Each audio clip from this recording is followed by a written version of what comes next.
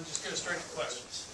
Excited about the upcoming season and looking forward to playing somebody beside themselves. I think they are too.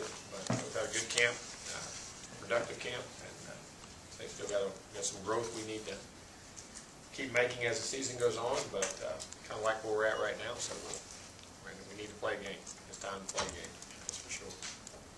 Looking back on it, kind of stepping away from the day-to-day of, they played well, they didn't practice well, they didn't practice well. How good was the camp? Were you pretty good. Yeah, I mean, the attitude and work ethic for the most part was good. I mean, execution wasn't always perfect, but that happened with camp, when you're looking at things. But as far as their enthusiasm to come out and work and handle some adverse situations, for instance, 2 or 3 rain days, waited a couple hours, and got back and went back to practice. And that's without any ball. See, because you can't do any ball at all. Because if you do that, counts in your eye. We didn't meet, we didn't do anything. They sat in line. I mean, they did their own things. And come back out, worked hard when that happened. Heat, no matter what it was, 2 a days, all were, as far as work ethic for the most part, were very good. So, from that aspect, I really liked it. You go in with a plan, thinking about what you want to do and what you want to accomplish during the camp, and then you look at it. Exactly, our objectives and everything. Didn't have any discipline issues. Didn't have any guys out running around late, missing meetings, doing things. We accomplished what we wanted to do, became a team, came a lot closer, had one common goal, respected each other, competed hard against each other every day, hit each other in the mouth, and shook hands afterwards. And from that aspect of it, I thought we made a lot of strides. Really did. Jimbo, what do you remember about the first time you met Christian years ago? Like your first interaction with him? Do you remember when Christian it was? Ponder? Yeah. You said it was like in the lunchroom. Drew might have introduced you guys or something. That sounds right. That sounds right. I'm trying to think of just the very first time. I mean, just saying the first time or first time on the field. Yeah, very, very, like I say, very quiet, very, very serious. You can tell he was a smart guy, carried himself very well, but very quiet. You know what I mean? Was a guy I was anxious to see. And then on the field, like I say, it took a couple of days, and it really caught my eye early. I remember in those practices, just shocked me to his ability. What about it did? Like what specifically caught your eye? The mannerism, the throwing motion, the athleticism, just in the way he carried himself in the huddle and the way he did things. I mean, it didn't. Just like I love the way the ball came out of his hand, his motion, all those types of things. He was brought here, I guess, almost as a legacy guy. Yeah. Now I guess I wasn't here when they recruited him. Right. But I guess that's. But did that surprise you when you heard that? Yeah, because I mean I wasn't expecting a lot of ability or what was there. You know what I'm saying? But no man told me anything in the past. That was just my own observation. And I told some folks I didn't want to. I looked at my own film on guys, but I didn't want to make guys give me an opinion on guys beforehand. When I first got here, and I thought it was important, and he caught my eye very quickly. Did you ever hear of him at LSU? No. That first year, did you come close to starting him at all? I mean, was he in the battle? No, he guys? wasn't. No, because he wasn't ready. He wasn't ready. I mean, you could see it, but he knew he had a great future.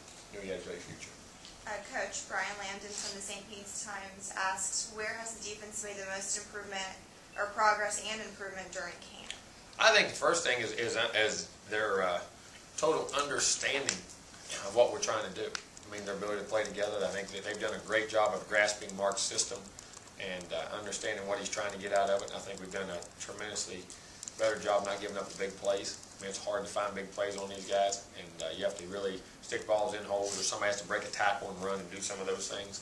Now I think up front we've done a good job at contesting the run. I mean, even the runs we make, I mean, they're butting you in the mouth, making you earn every yard in what they're trying to do. I mean, very sound in what they're doing, and that's the first thing. And that's a sign of anything. You have to get that foundation down first. But the way they've played with not giving up a lot of big plays and playing very disciplined on what they're trying to do, to me, has been the most impressive in a short amount of time.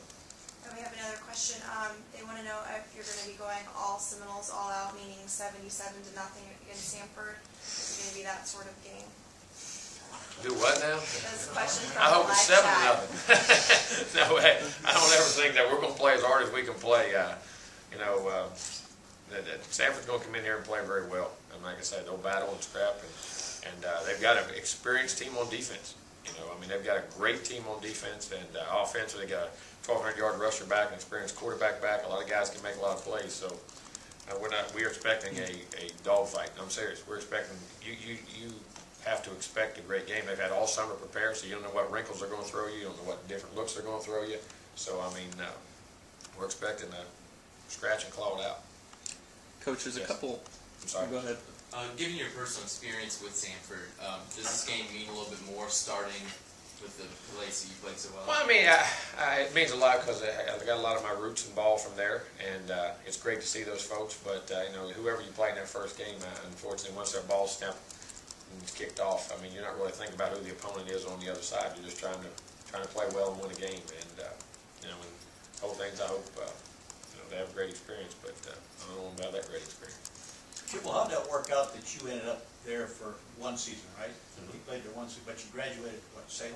Yeah, because when I left, I was already ready to graduate. But I knew I wanted to play ball there that year because Terry had left and another gentleman came in. And we had a good year, and I had a great year that junior year. But just to have success and go back in the system, which I would grown up in and do and wanted to play in, and knew if I wanted to coach in the future, I thought it would be the best move where I wanted to go and go to the next level, and how far I could go playing ball, and just want to get back in that zone again. Jimbo, in the tentative depth chart we got, I know it's tentative, but they have right now Brian Stork is listed as a starting guard. Will you go into game week with him as a starter, or how are you looking at that position? No, Spurlock will be starting, Oh, yeah. unless we just did that that was done last week and they had to have it. So if Spurlock is ready to go, which he was the other day, he played against him, he'll be starting. Same thing with Nick Moody. I notice he's not. Yeah. Okay. But Jenna J's pushing that a little bit, so Really? that could be a little different. Jenna J's done that very good. So I mean, is that really the one position maybe you're still kind of in flux? I don't know if it's in flux. I think you got two guys now. Really? You got one guy's banged up, one guy's playing really well. So I would anticipate Jenna J playing right starting there, most likely. But we'll see how Nick is this week. Yeah. Jimbo, you've been saying basically all camp and back to the spring that this defense is really, it's almost like you think we're going to be surprised at this. Did you have confidence that with a new staff and everything, you had guys in place? Oh, yeah, I did. I mean, and I know what they were going to do in the system they're going to put in. You look at those guys, all those guys on defense are very heavily recruited. I mean, you know, Marcus White was a heavily recruited guy. Bjorn Warner was. Everett Dawkins was. Jacoby was. Anthony McLeod was. Brandon Jenkins was. Mr. Alexander, a lot of people. Christian Jones was. Nigel Bradham was. Delvin Greg Reed was. Jenna J was. Terrence Parks was. Xavier. I mean, all those guys, there's a bunch of really good players in there. And I don't think and on defense, it doesn't take as long on defense as it does on offense. I say this all the time. And I'll say it's easier to be good on defense than it is on offense. Because there's a ball in hand. It's harder to be consistent there. It's easier to get things fixed quicker, in my opinion, defensively than it is offensively.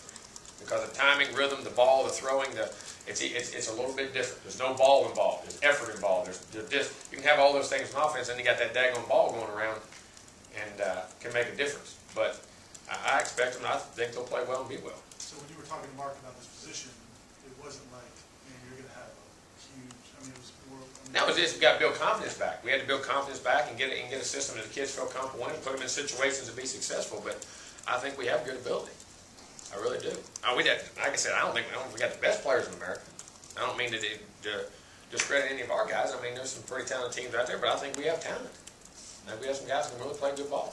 And they've played doing very well. And Mark and them have done a good job of putting that system in. And the things we've done, we've tried to, even offensively, tried to make sure they get to see this, get to see that.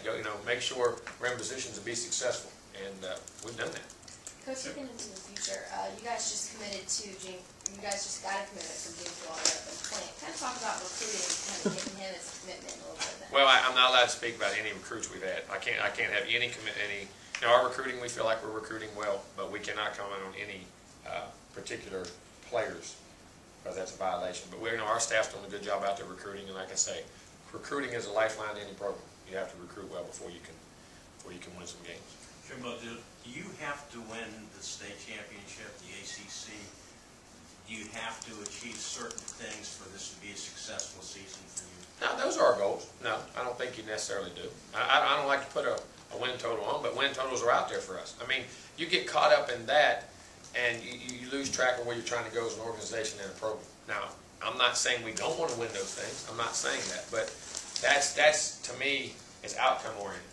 Right now, we need to be process oriented where we're trying to go, and we got one game on our mind, Sanford University. We have to play well in this game, and then we have to move on to the next game. and do what we have to do to be successful in this game. And that's the mentality in which we got to have. So what would a successful season look like for you? I'll tell you at the end. Jimbo, talking about success, the ACC has struggled in recent seasons, you know, when they're playing out of league, in particular.